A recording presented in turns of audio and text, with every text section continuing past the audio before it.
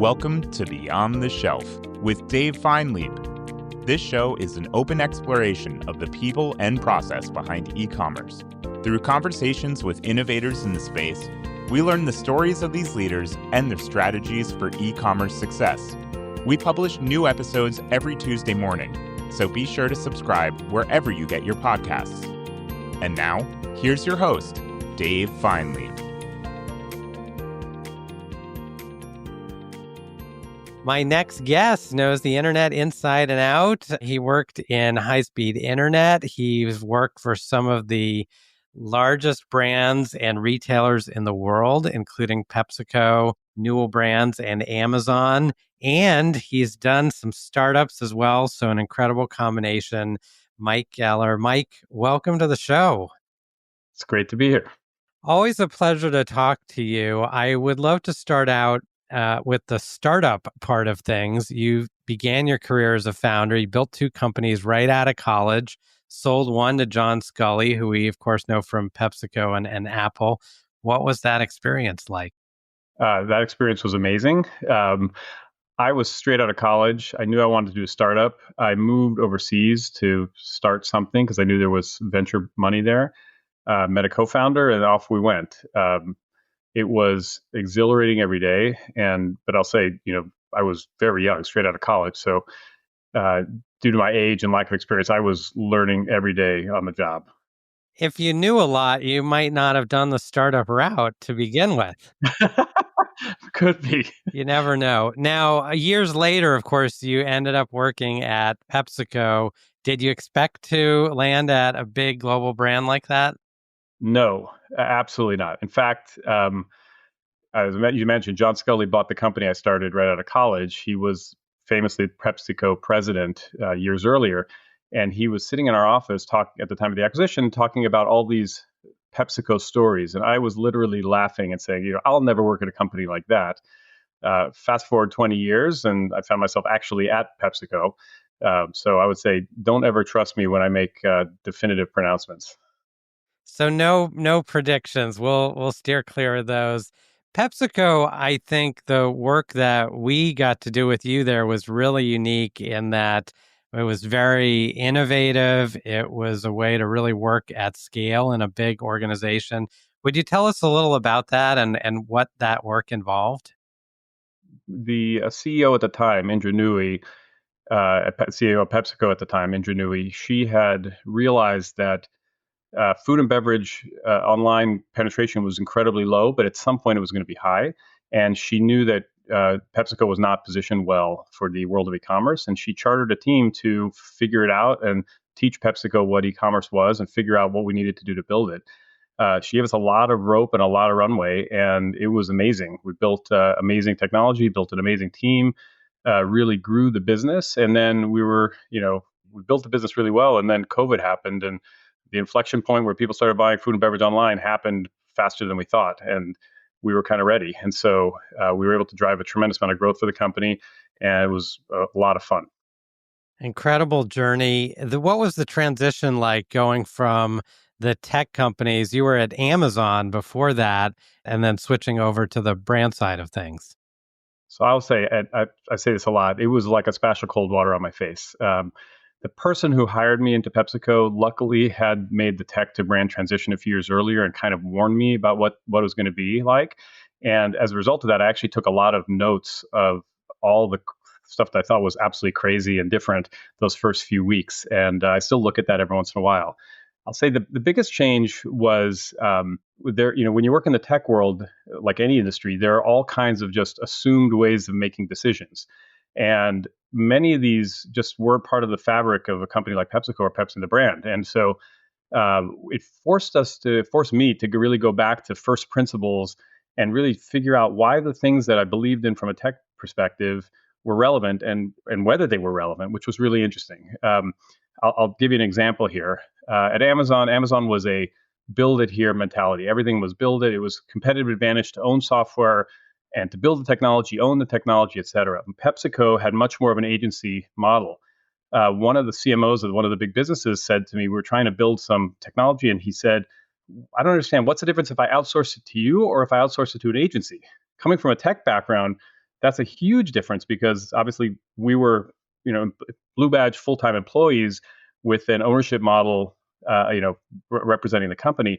And I was like, what is going on here? And it really forced me to sit back and say, okay, why do I care about this? Okay, I care about this because this particular thing is a competitive advantage. We think we can do it better than an agency could. In this particular case, it was not a commodity situation where it was just kind of we could buy it off the shelf. So we really had to figure things out, and et cetera. It took really all that thinking to get back into that mentality, and ultimately we were able to convince folks that that was the right for that particular project. That was the right way to go, and it ended up becoming a much more nuanced decision and forced me to really think hard about it. How do leaders like yourself in a large organization make that call between let's build it in-house and let's partner with a vendor or an agency or someone external? So I can only talk to the way I would make a decision. Every organization makes it differently. I would say broadly, when something is more ambiguous and more strategically advantageous, you err towards the side of building it yourself because you want to own it and have the advantage versus competitors in the market. If something is more towards the side of, like I said, commodity or existing in the market and it's not necessarily strategic, you go towards the side of outsourcing. And by the way, sometimes those things go back and forth. Sometimes you build something because you're innovative at the beginning, and then at some point it becomes commodity, and it may make sense to shift from in-source to outsource. Yeah. But thinking about that really clear thinking about, is it something that's going to differentiate us, and is it something that is really ambiguous or innovative, is really helpful. Now, looking back, more things change, the more they stay the same. What's the same in e-commerce now compared to when you first started, and what's different? So what's the same is fundamentals, right? The fundamentals are the fundamentals matter. Fundamentals are digital shelf content, making sure you have good reviews, focusing on your search rankings, at least until AI takes over search rankings. Your pricing has to be great. Your in-stock inventory. I mean, nothing can happen unless those fundamentals are taken care of. And so it's not worth spending $1 on anything else until you are as perfect as you can be on that. Those are the things that really drive relevance and conversion within the retail environment. Once that's set, then you can focus on traffic generation, and that can be through marketing, through social, through retail media, through all kinds of different channels. But that's really driving folks or driving consumers into the stores to go and see the product, and then hopefully buy it. And if you have the combination of good traffic generation and highly converting detail pages, then you're effectively and efficiently driving your traffic. So that I think is very much the same. The thing I think that's changed a lot over the past few years, and I think COVID had a big impact on this, is the focus on omnichannel. And I'm not sure that's the right word anymore, but omnichannel experience. And I'll use an example. When I was at Newell, a lot of the products were highly considered products. Consumers needed between 5 and 15 interactions before they purchased a product. Sometimes that interaction was coming to our direct-to-consumer site to go and research the product and learn about it or the category.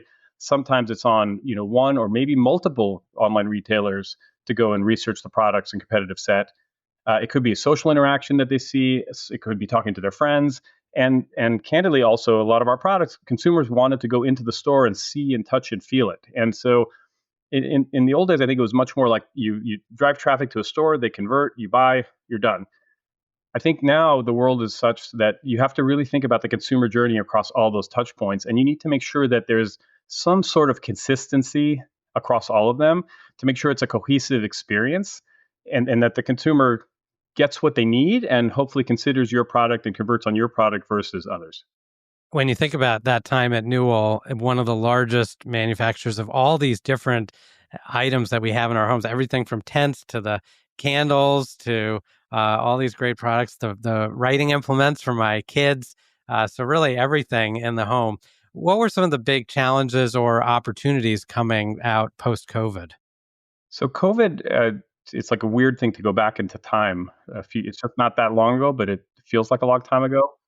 Yeah, I mean, one of the biggest shifts that we were looking at, if you think about 2021, 2022, was consumer mobility, right? Consumers were in their houses buying online, and then they were so excited to go into stores, and they were back and forth, and that fluctuated a lot. It's also hard to remember all the other craziness that we had there in terms of the disruption in the supply chains and the inventory mismatches across the board.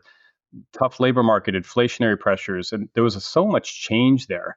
What was interesting, I think, coming out of that is, and it goes to what I said about the PepsiCo world, is COVID really drove a lot of e-commerce growth. But what we're seeing now, I think, is to the earlier point, consumers didn't fully switch to e-commerce.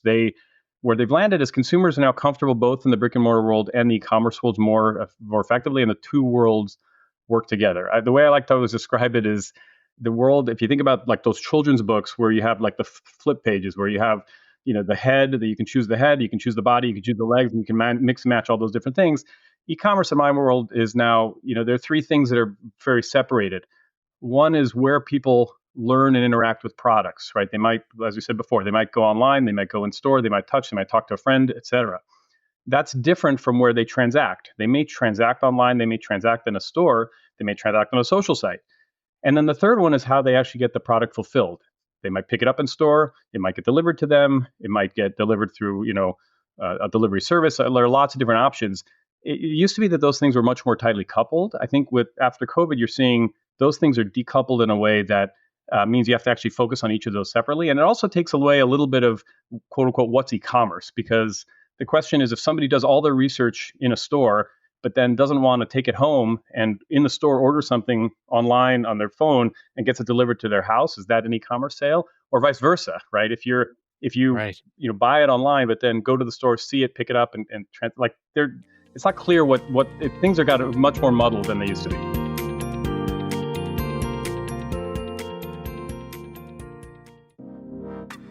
This episode of Beyond the Shelf is brought to you by It's Rapid. It's Rapid is the platform Pepsi, Mondelez, Instacart, and hundreds of other leading brands and retailers use to build personalized content at scale. Whether that's images, videos, or product descriptions for their product detail pages, shoppable videos or banners for their digital ad campaigns, or sell sheets for sales enablement, brands that use It's Rapid are able to produce high-quality, on-brand content on average more than 80% faster than category competitors. To find out more, please visit itsrapid.ai. I wanted to come back to this idea of bringing capabilities into large organizations. You did that at Pepsi, you did that at Newell. How do you think about disruption within the walls of existing frameworks and corporate structures? Right. So I'm assuming you're talking about like a more legacy company, thinking about a technology company like an Amazon that moves pretty quickly, or at least when I was there, moved pretty quickly. It's a little bit different. But I think disruption really it only works if the organization leadership is supportive, number one. And often it means that whoever's doing the disruptor has to get some permission, or maybe even some separation in some cases, to change the way of working. There's just so much inertia in large companies to do the same thing they've been doing for years or decades. Yeah. So I think that kind of that support from the top really makes a difference. Once you kind of inject some new ways of working or new technologies or new thinking into a company, then it flips around a little bit. At some point, it becomes really hard to be like a separated unit that is disrupting, because at the end of the day, it's the tail wagging the dog. You got to get the disruption into the core part of the business. And so I think it's, you can incubate disruption in kind of a test tube kind of environment, but then you have to go and really integrate it back into the organization fully. And figuring that's actually in some ways the hardest part.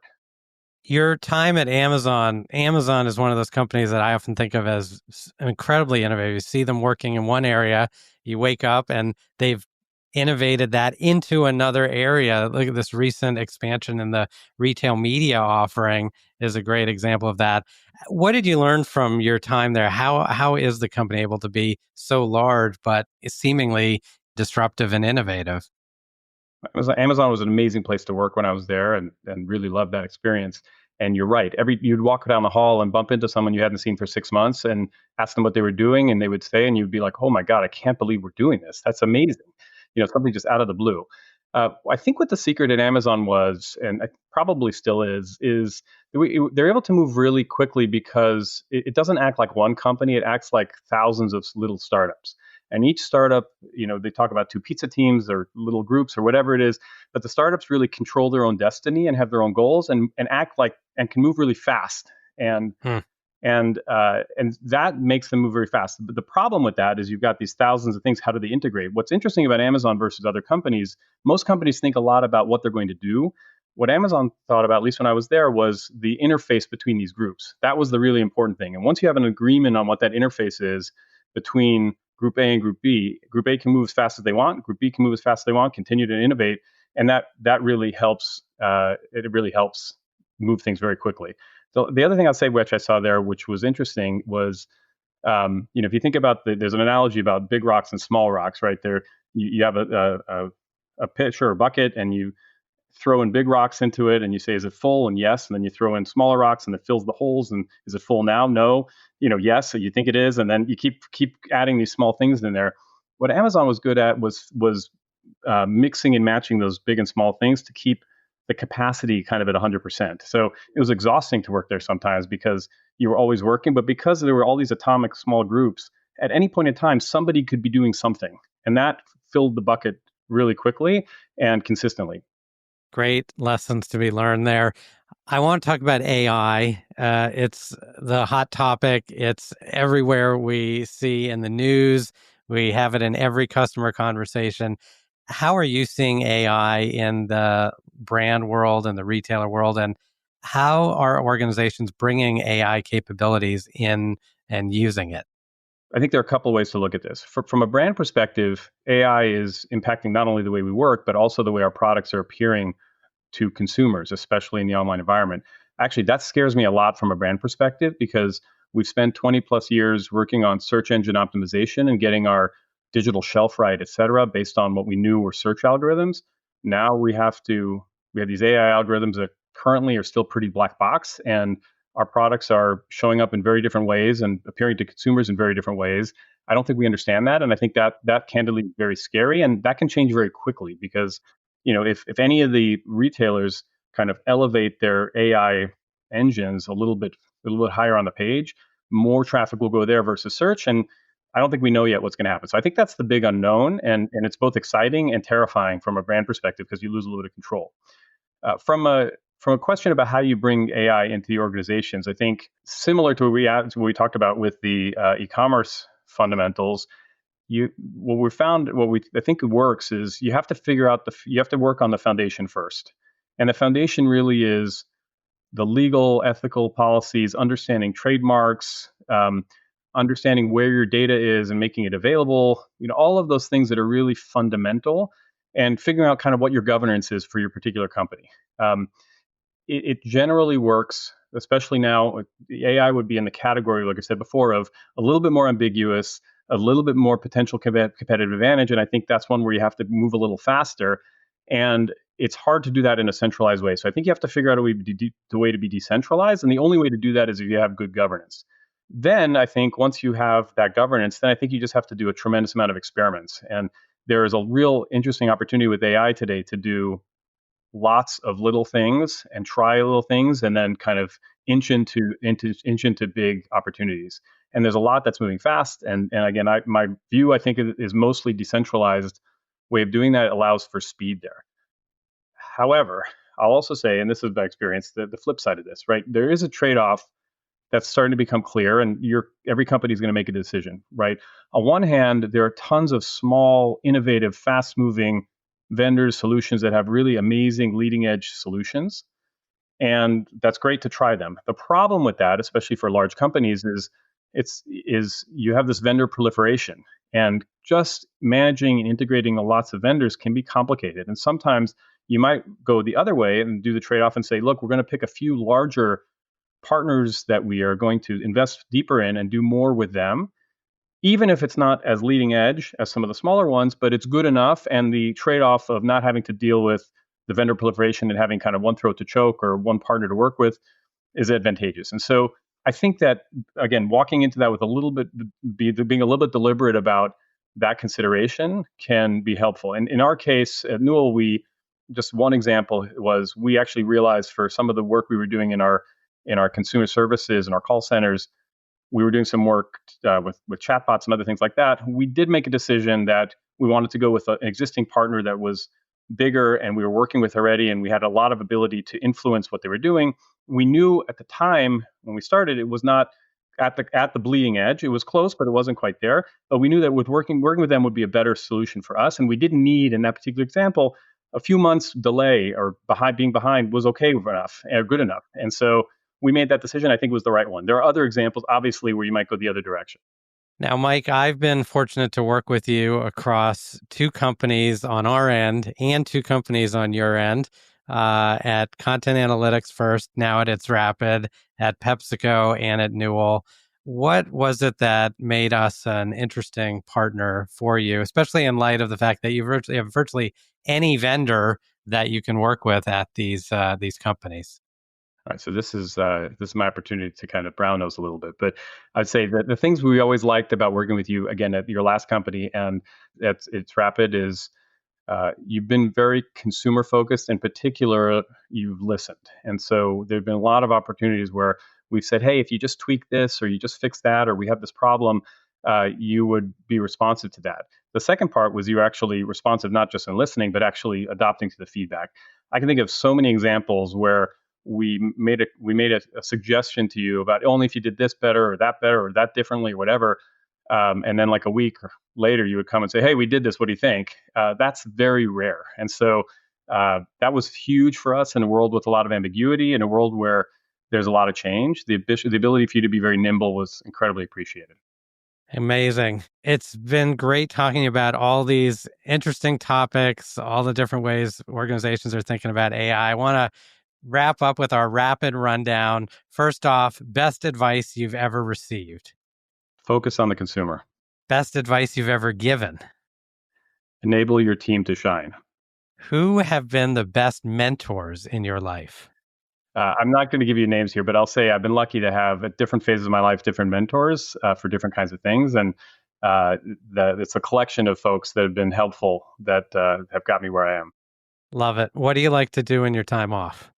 So I'm fortunate I have a lot of kids and big family. And now some of them are older and dispersed. So there's a lot of travel and connectivity to just even keep the family together. So that takes up a lot of time and is fun and exhilarating. I also have a lot of hobbies. I like to use my hands. I like to get away from screens as best as possible, whenever I can. And so I do a lot of DIY work and woodworking and other kinds of stuff that keeps my hands busy. Mike Geller, it was great having you on the show today here at Beyond the Shelf. Thank you for stopping by and taking the time to talk with me, and excited for your next adventure. Thank you very much. It's great as always talking to you.